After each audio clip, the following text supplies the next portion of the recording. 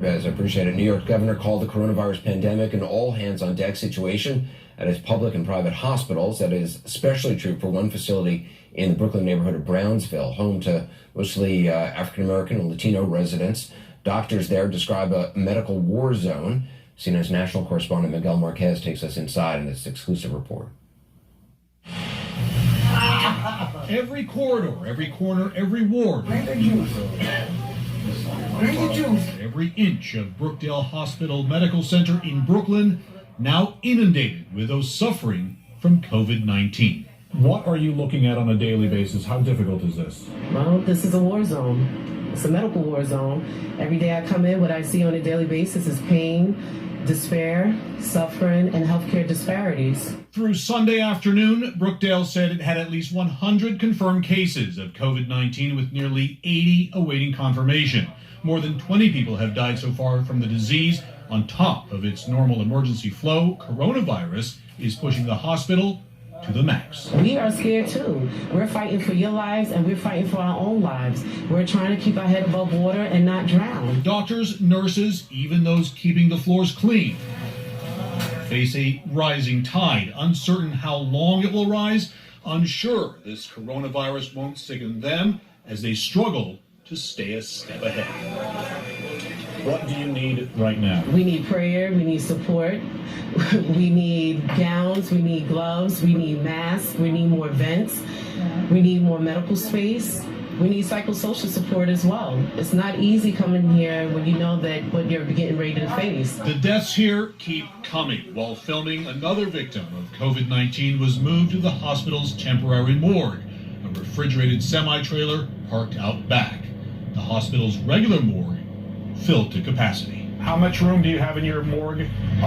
Usually we have around 20 plus bodies that we can fit comfortably. And you've gone over that? Going over that, and the state has been gracious enough to bring us apparatus to help keep families and keep the bodies in comfortable areas because we didn't want bodies piled on top of each other. Brookdale needs more of everything. Today, Edwards said the hospital has 370 beds. They'd like to add more, many more. 2 weeks ago, this was the pediatric emergency room. Now it's dedicated to victims of COVID-19. Plastic tarp taped to the ceiling, offering some protection and a bit of privacy. The intensive care unit filled nearly to capacity and sealed, so fewer doors and less traffic than usual comes and goes. This window is the only place where family members can watch their loved one inside the unit as they chat with them via cell phone. It's sometimes as close as they can get as COVID-19 takes another life. As grim as it is right now, Dr. Mollett expects it will get worse. It could end in the fall, it could end at the end of the year. But this is why we're begging everyone not just to only put that pressure on the emergency department, but also for everybody to help us to help them by staying home. You think we're in it for the long haul? Oh, This is months, not weeks. Definitely. Another worrisome thing she's seeing coming through the doors, not just the elderly and those with compromised immune systems. I work at 2 hospitals. So I work here in Brooklyn, and then I work at another hospital in the Bronx, and it's the same thing. In the South Bronx, it's the same thing. I've had patients that were in their 30s, and they are now intubated, and they're really sick. I've had patients that are well. No underlying conditions. No underlying conditions.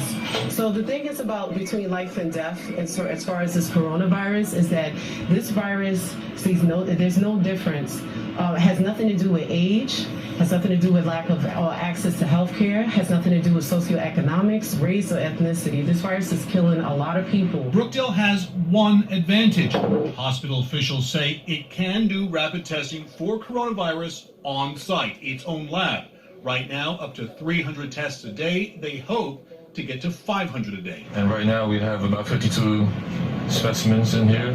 We're about to that we're preparing to test at the moment. The hospital following Centers for Disease Control guidelines on who gets coveted tests. Patients admitted for possible coronavirus, healthcare workers showing symptoms, and symptomatic long-term patients. Each test a laborious and time-consuming process. It's very easy to make a mistake. Very easy, just from an extra milliliter of reagent. Adding it to the machine can mess up the entire batch, all the 52 specimens. We would have to start all over from the beginning. ER doctors are used to stress. Dr. Mollett says she has never experienced anything like this. I don't really sleep that well at night. I worried about my family. I worry about my safety. I worry about my colleagues. I worry about how the shift is going to be the next time I come. I worry about if a family member is going to come and be a patient as well or fall victim to the coronavirus. I worry about a lot of things. The disease, a marathon that healthcare workers alone cannot win or even finish. It's not up to just only to the emergency department to pull through and to make sure the curve is flat. And this is a responsibility for everybody in the country to help us pull through. So stay the F home. Exactly. I'm very. Is that literally? I mean, how? Stay the F home. Exactly. Because it's not just us that has to help flatten the curve and take care of everybody. Help us help you. She says it will take everyone pulling together. The worst days, she fears, are still ahead. If you needed any more evidence about how bad this is and how bad it's going to get, the hallways in that hospital were as sobering a message as I've ever seen. You know, it did strike me, even though I consume everything about this and I'm a news junkie.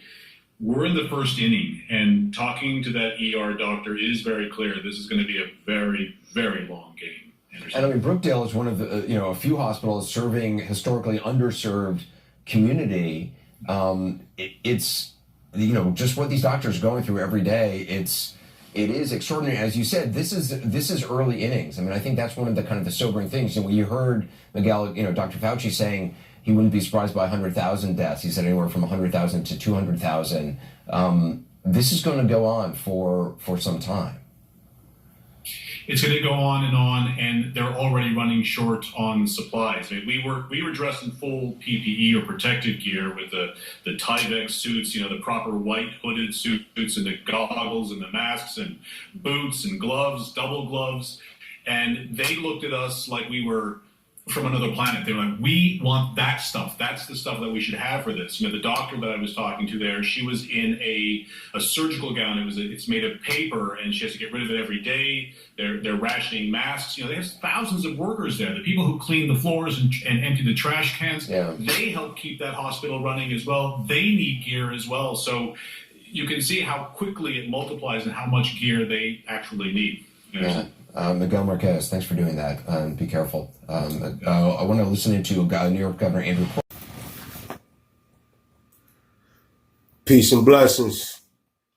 This is Dunny Brown from the News Flash Network, back with important updates about what's going on out here in Brooklyn, in Brownsville, Brooklyn, in regards to what's going on with the coronavirus, the response, what's happening at the hospitals.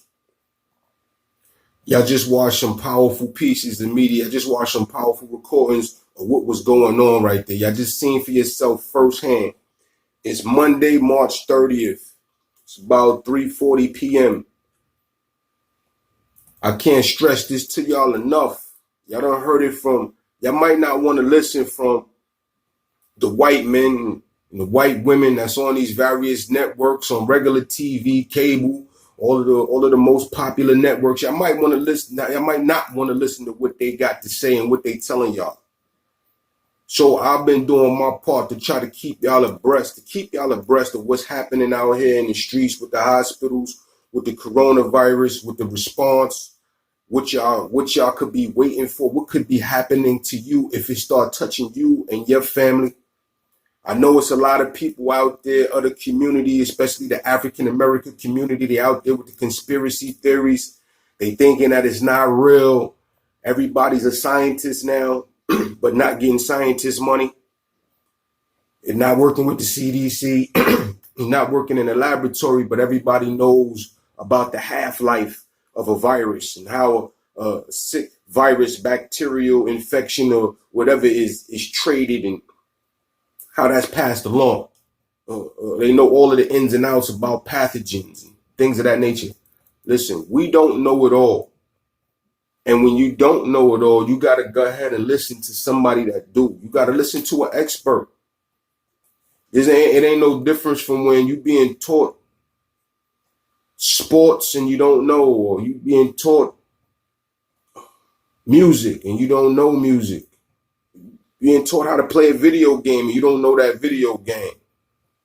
You got to read the book, or you got to consult with a specialist that's expert from that field and pick up on the things that they know.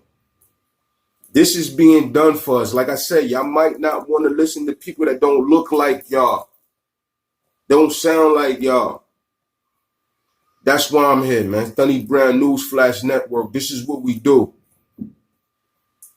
Y'all might not want to listen to white reporters and people on the news telling y'all what's best for y'all right now at this time. So be it.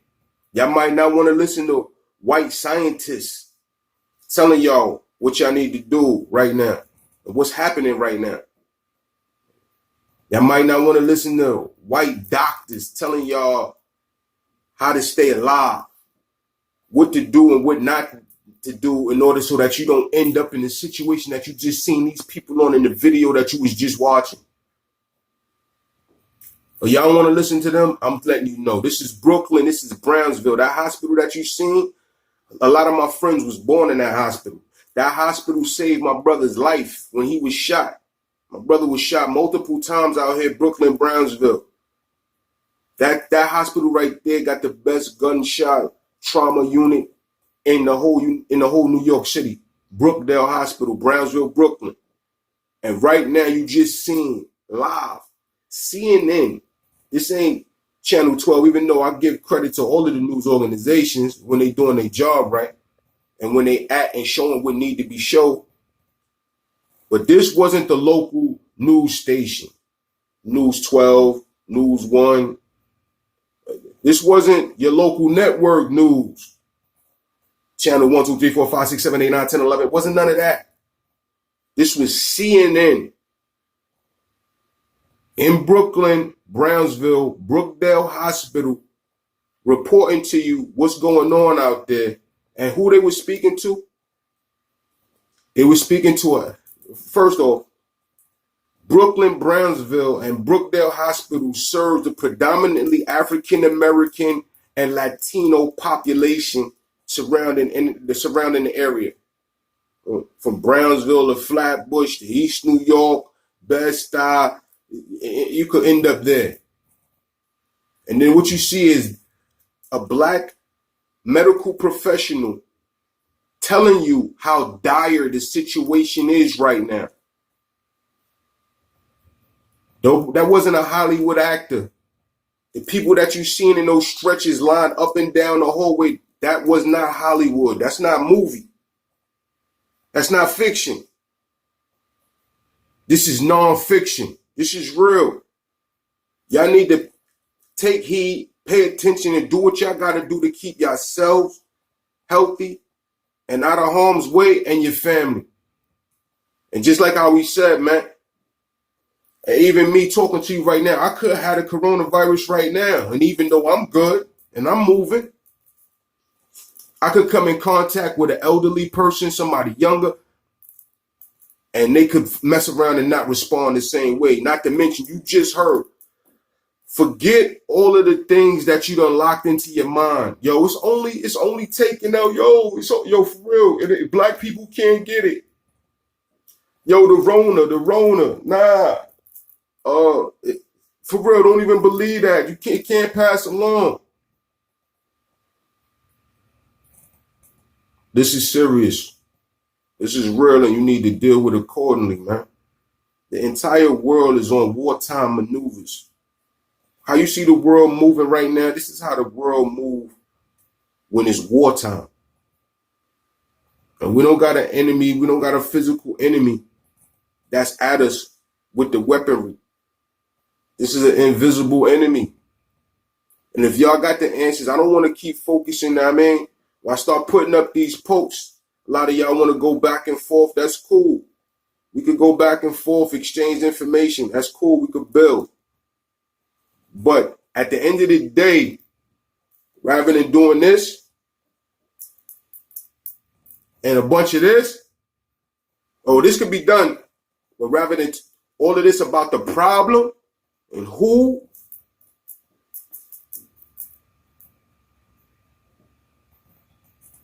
we got to focus on the solution. We got to focus on the solution. And just in case y'all not using common sense and not seeing this and hearing the same thing I'm hearing and seeing, they don't really got a solution right now.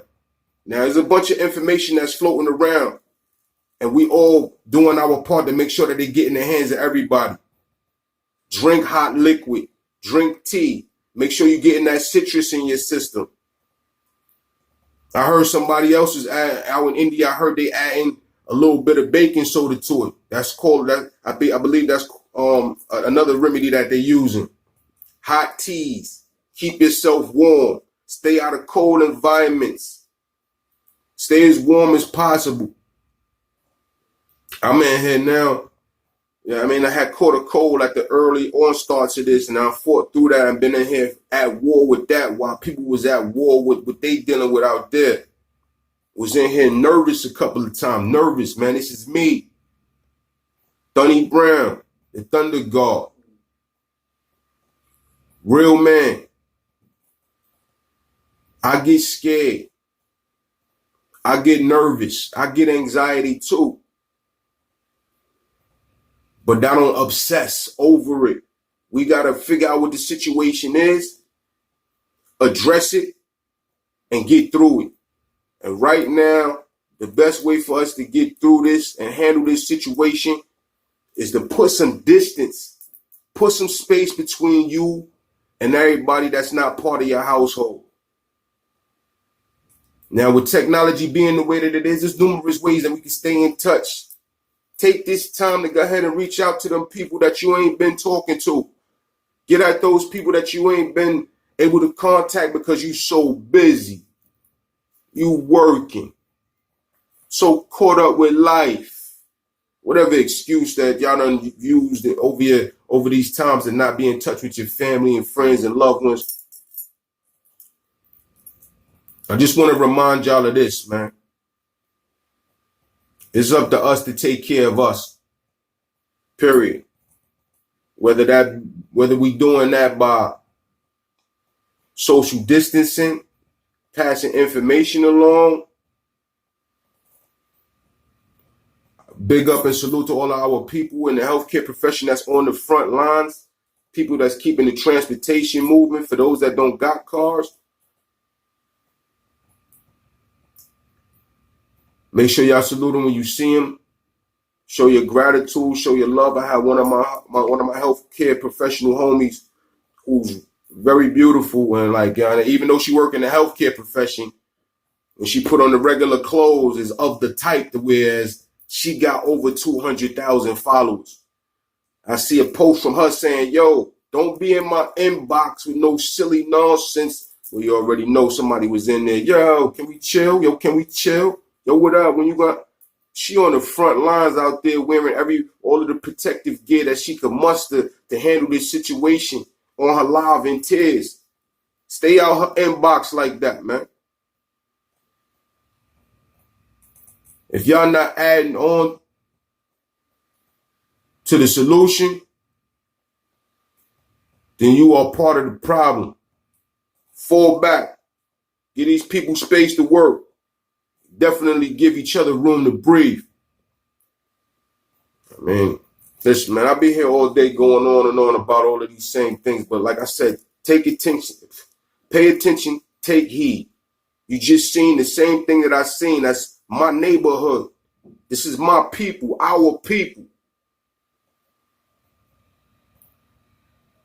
We got to take care of each other and use the information available to make the best decisions possible. Stay safe, stay healthy. Stunny Brown from the News Flash Network. Make sure y'all sharing this. Hit that like button, subscribe, drop the comments, and make sure y'all sharing this information. Get the word out. Salute.